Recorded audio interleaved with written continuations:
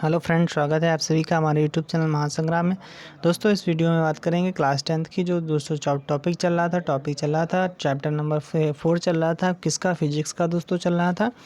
और उसमें दोस्तों वो टॉपिक हमने कंप्लीट कर लिया था। आज दोस्तों उससे रिलेटेड कुछ मोस्ट इंपॉर्टेंट क्वेश्चन के बारे में डिस्कशन करेंगे। चलिए फ्रेंड्स, पहला क्वेश्चन क्या है। पहला क्वेश्चन है, विद्युत धारा उत्पन्न करने की एक युक्ति का नाम है दोस्तों, उसका नाम है विद्युत जनित्र। विद्युत जनित्र क्या है दोस्तों, फिर से पढ़ लेते हैं। विद्युत धारा उत्पन्न करने दोस्तों, यानी विद्युत धारा अगर उत्पन्न करनी है तो उसके लिए दोस्तों क्या करना है। विद्युत धारा अगर उत्पन्न करनी है तो उसके लिए हमको विद्युत जनित्र की आवश्यकता पड़ती है। चलिए फ्रेंड्स, अगला क्वेश्चन देख लेते हैं।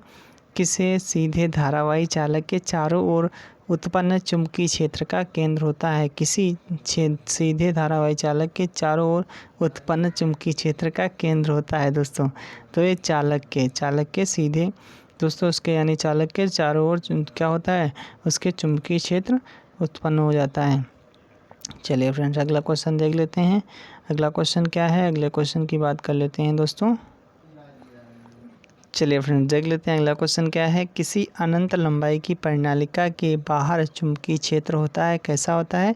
इसका आंसर होगा शून्य होता है। कैसा होता है, शून्य होता है।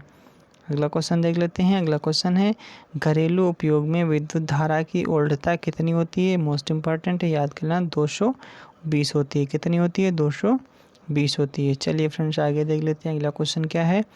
अगला क्वेश्चन है, किसी उपकरण का उपयोग उच्च परिमाण की धारा उत्पन्न करने के लिए किया जाता है। संभवतः कौन सा उपकरण होता है, विद्युत मोटर होता है। क्या कहता है, अगर उच्च परिमाण की धारा उत्पन्न करनी होती है तो उसके लिए विद्युत मोटर का उपयोग किया जाता है। चलिए फ्रेंड्स, अगला क्वेश्चन देख लेते हैं। किसी चुंबकीय क्षेत्र में स्थित धारावाही चालक पर बल कब अधिक होता है, कब अधिकतम होता है। तो इसका आंसर हो जाएगा जब वह चुंबकीय क्षेत्र के लंबवत हो। जब वह चुंबकीय क्षेत्र के लंबवत हो तब क्या होता है दोस्तों, तब चालक के दोस्तों उस पर बल अधिक लगता है दोस्तों। चलिए फ्रेंड्स, अगला देख लेते हैं। अगला क्वेश्चन है, किसी विद्युत परिपथ में धारा के संकुच संसूचन के लिए किस संसूचक का प्रयोग किया जाता है दोस्तों। इसका प्रयोग किया जाता है गैल्वेनोमीटर का प्रयोग किया जाता है। प्रत्यावर्ती धारा उत्पन्न करने वाले कोई दो स्रोतों के नाम लिखिए दोस्तों। ये इसके दो स्रोत हैं, एसी जनरेटर जिसे बोलते हैं, और जल विद्युत संयंत्र आदि। दृष्ट धारा के कुछ स्रोतों के नाम लिखिए दोस्तों। दृष्ट धारा जहाँ से उत्पन्न होती है तो पहला है शुष्क सेल, डेनियल सेल, सीसा संचायक सेल आदि। चलिए फ्रेंड्स, अगला क्वेश्चन देख लेते हैं। अगला क्वेश्चन कहाँ गया, अगला क्वेश्चन ये तो हो गया था, ये देख लेते हैं अगला क्वेश्चन। ये एक कुंडली में प्रेरित धारा कैसे उत्पन्न की जा सकती है दोस्तों, मोस्ट इम्पॉर्टेंट है, इसको याद कर लेना। कैसे उत्पन्न की जाती है, कुंडली में प्रेरित धारा उत्पन्न करने के लिए उसे परिवर्ती विद्युत क्षेत्र में रखा जाता है। कैसे क्षेत्र में, परिवर्ती विद्युत क्षेत्र में रखा जाता है, या उसे विद्युत क्षेत्र में गति कराई जाती है। चलिए फ्रेंड्स, तब क्या होता है दोस्तों, तब उसमें धारा उत्पन्न होती है। चलिए फ्रेंड्स, अगला क्वेश्चन देख लेते हैं। विद्युत मोटर में विभक्त वलय की क्या भूमिका होती है दोस्तों। विभक्त वलय की मुख्य भूमिका क्या होती है, प्रत्येक आधे चक्र के बाद परिपथ में धारा की दिशा परिवर्तित करने के लिए दोस्तों इसका यूज किया जाता है। चलिए फ्रेंड्स, आगे देख लेते हैं। एक कुंडली में प्रेरित धारा कैसे उत्पन्न होती है दोस्तों। ये उत्पन्न होती है, कुंडली में प्रेरित धारा उत्पन्न करने के लिए उसे परिवर्ती विद्युत क्षेत्र में रखा जाता है या उसे विद्युत क्षेत्र की गति कराई जाती है। तो अभी पढ़ लिया था दोस्तों पिछली बार। चलिए फ्रेंड्स, अगला क्वेश्चन देख लेते हैं। दो चुंबकीय क्षेत्र रेखाएं एक दूसरे को प्रतिच्छेदन नहीं करती, क्यों नहीं करती, ये बहुत इंपॉर्टेंट है दोस्तों, याद कर लेना। यदि चुंबकीय क्षेत्र रेखाएं दोस्तों ऐसा करेंगी तो क्या होगा, चुंबकीय क्षेत्र की दो दिशाएं होंगी जो कि संभव नहीं है। इसका दूसरा कार्य ये भी है हो सकता है कि इनमें प्रतिकर्षण पाया जाता है और ये आपस में प्रतिच्छेद नहीं करती हैं। अगला क्वेश्चन देख लेते हैं। घरेलू परिपथों में अति भारण से बचाव के लिए कौन कौन सी सावधानियां रखी जाती हैं दोस्तों, याद कर लेना दोस्तों, और बहुत ही इम्पोर्टेंट है। तो इसके लिए दोस्तों मुख्य रखी जाती हैं विद्युत तारों पर पीवीसी जैसी विद्युत रोधी पदार्थ की परत होती है। अगला क्वेश्चन देख लेते हैं, विद्युत परिपथ में फ्यूज अवश्य लगाना चाहिए। विद्युत परिपथ में फ्यूज अवश्य लगाना चाहिए। आगे देख लेते हैं फ्रेंड्स, आगे क्या है, विद्युत परिपथ में फ्यूज अवश्य लगाना चाहिए। फ्यूज तो लगाया जाता है दोस्तों, फ्यूज अवश्य लगाना चाहिए। और दोस्तों क्या है, अधिक शक्ति वाली दोस्तों युक्तियों जैसे एयर कंडीशनर और रेफ्रिजरेटर, जलोष्मांक आदि का एक साथ प्रयोग नहीं करना चाहिए दोस्तों, एक साथ प्रयोग इसका नहीं करना चाहिए।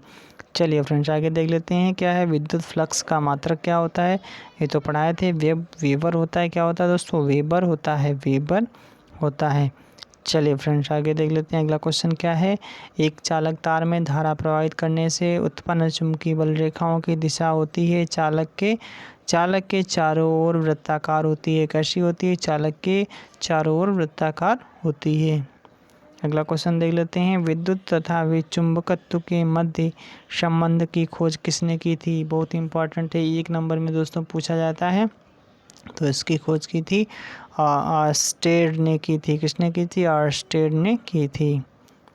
अगला क्वेश्चन देख लेते हैं, घरेलू विद्युत परिपथ में दोस्तों ये तो भी पढ़ लिया था। घरेलू विद्युत परिपथ में विद्युमन तथा उदासीन तार के विद्युत विभवांतर कितना होता है दोस्तों, 220 वोल्ट का होता है, 220 वोल्ट का होता है। चलिए फ्रेंड्स अगला देख लेते हैं, दो भिन्न चुंबकीय क्षेत्रों के मध्य आकर्षण बल F है। यदि F चुंबकीय ध्रुवों के बीच की दूरी दोगुनी हो जाए तब उनके मध्य आकर्षण बल का परिमाण होगा, कितना होगा, F/4 होगा। कितना होगा, F/4 होगा। सिंपल सा क्या है, जैसे देख लेते हैं, अगर आकर्षण बल F है तो चुंबकीय ध्रुवों के बीच की दूरी कितनी हो जाती है, दोगुनी हो जाती है। तो यानी यहाँ बिल्कुल चौथाई हो जाएगा, ठीक है, बल का 4 टाइम हो जाएगा। भारत में घरेलू प्रत्यावर्ती धारा AC की आवृत्ति कितनी होती है दोस्तों, 50 हर्ट्ज होती है। कितनी होती है, 50 हर्ट्ज होती है। चलिए फ्रेंड्स अगला क्वेश्चन देख लेते हैं।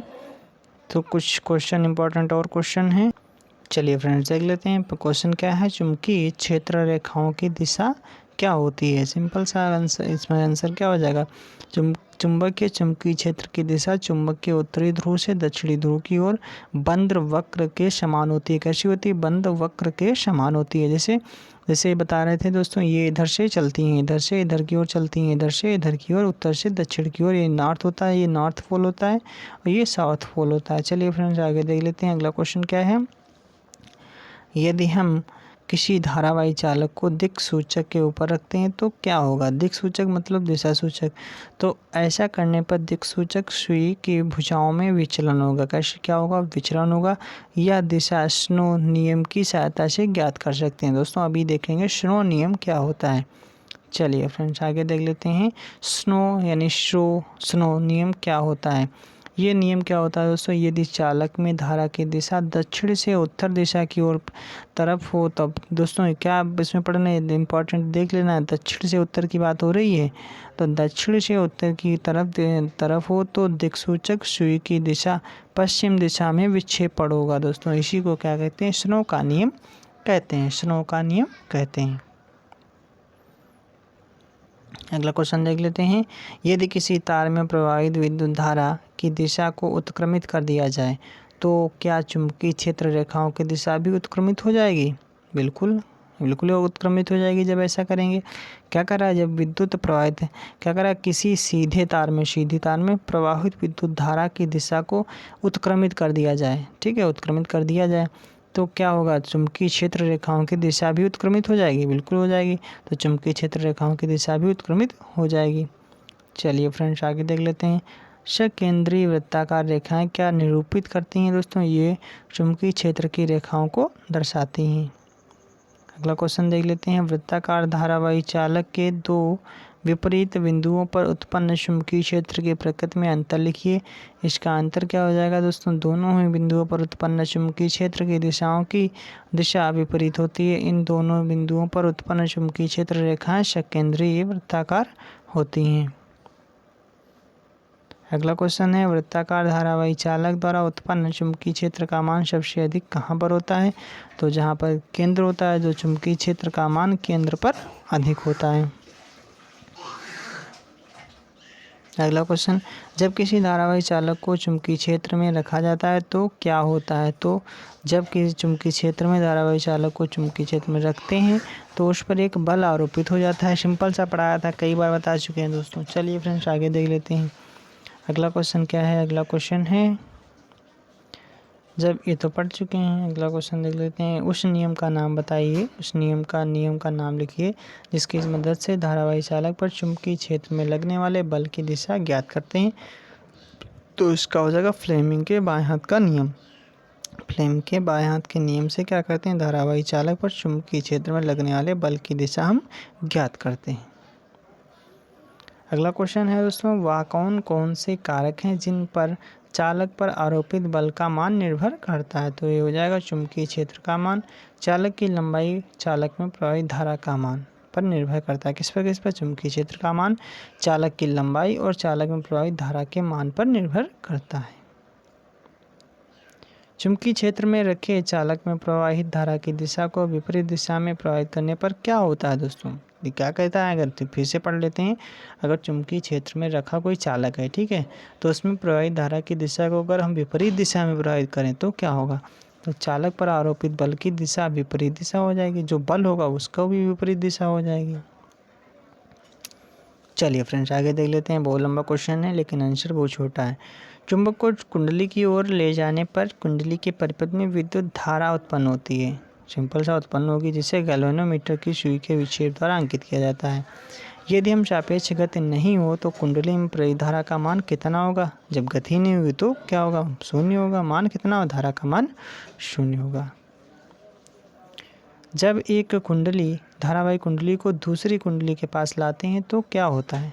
जब एक कुंडली जब दूसरी कुंडली के पास आएगी दोस्तों तो क्या होगा? दूसरी कुंडली में धारा प्रवाहित होगी। सिंपल सा, जब एक के पास धारा है, जब दोनों लोग आएंगे तो क्या हो जाएगा? उसमें दोनों में धारा उत्पन्न हो जाएगी, यानी दूसरी कुंडली में भी धारा प्रवाहित होगी, प्रेषित होगी।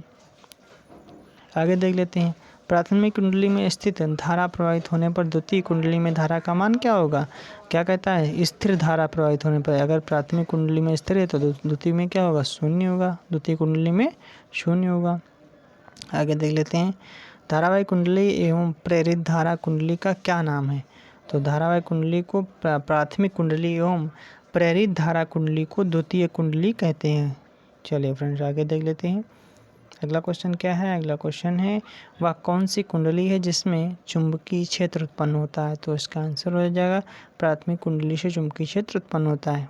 पूछा जा रहा है कौन सी कुंडली है जिसमें चुंबकीय क्षेत्र उत्पन्न होता है उसमें, तो हो जाएगा प्राथमिक कुंडली जो चुंबकीय क्षेत्र उत्पन्न होता है, जिसमें यह धारावाही कुंडली होती है।